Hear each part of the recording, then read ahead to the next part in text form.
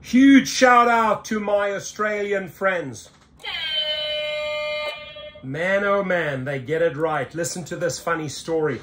Uniting Church in Australia tells staff to avoid using Uber due to companies' unethical foundations. Listen, they got it right. You can't argue with that. The Australians got it right. The Uniting Church in Australia tells staff to avoid using Uber due to companies, right? That's Dara Khosrowshahi and his gang, you know, the trash executives. Unethical foundations, right?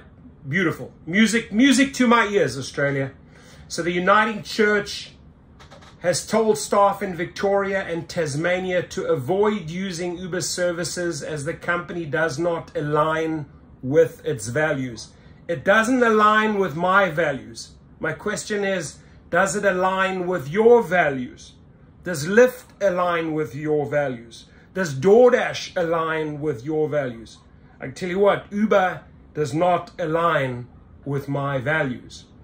In communication sent to its staff this month, the church, which is one of the largest non-government providers of community services in Australia, said Uber had built its business on unethical foundations. Got it right, they got it right. It said this included treating its drivers as independent contractors and adopting a legal structure that was designed to avoid paying income taxes on significant parts of its profits. The church's decision was made in part because of the Guardian's Uber Files investigation, which uncovered how the company broke the law, duped police and regulators, and secretly lobbied governments across the world. The Uniting Church's Synod of Victoria and Tasmania is the first to break from Uber, but other states are also considering their position.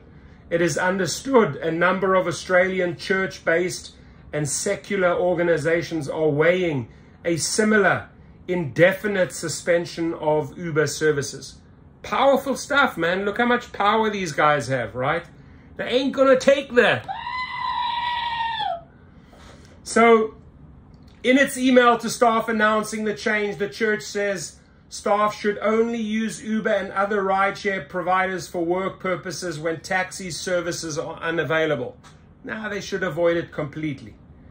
It lists a series of grievances with the company, including that it set itself up illegally in many places and then lobbied to get laws changed to accept its presence, and that it played workers off against each other, undermining pay conditions, right, for workers in the taxi industry. The church said it was concerned a high proportion of Uber workers were earning below the minimum legal wage, and there were compromises relating to the safety of drivers and passengers. Thank you. Especially Australia.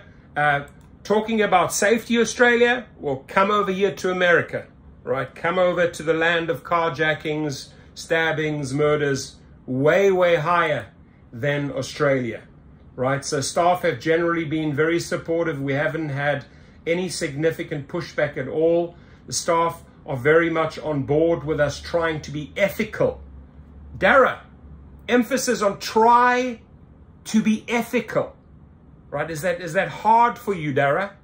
Right, maybe you need to pay Australia a visit and go to this church and find out what it means to be ethical.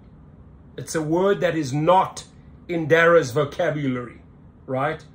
So the staff were very much on board with trying to be ethical in all the decisions we make around purchasing. They're used to paying attention to these things. The darker side of the story has been coming out over time. Certainly the Uber files highlighted just what is going on at an international level, and we're really concerned about the local impact. Fotheringham said the church had previously taken similar stands because of concerns about workers' rights, including for cleaners and clothing manufacturers. The church did not approach Uber about its stance, and the company disputed many of the reasons it had given for its decision. While no doubt intentioned, this characterization is unfortunate, not representative of the way the Uber platform operates, an Uber spokesman said. I'm sorry, but they're right here, Mr. Uber spokesman, right? This is the way you guys roll. This is the way you guys operate. You have to correct this course. You can't just come out and saying, oh no, this is not true. We know it's true. And you've shown us over and over and over and over again. In fact, I'm going to make a follow-up video right after this. You just settled with New Jersey for $100 million because of your shenanigans. You settle every day. You don't care about safety. You don't care about paying your drivers. All you fat cats, listen to me, all you fat cats care about up there in San Francisco is filling your own pockets. Nothing else. Filling your investors' pockets. Nothing else. Right? So we welcome the opportunity to discuss these concerns directly with the church. You can try and have this conversation with the church, but they are right. Right? The safety of everyone who uses the Uber platform is fundamental, and we are also committed to improving standards for independent contractors in the gig economy. Please, please. Come on, man. The safety of everyone who uses the Uber platform is fundamental. And we are also committed to improving standards for independent contractors in the gig economy, while at the same time protecting the flexibility and independence we know they value. My friends, please comment. I think this is a good one.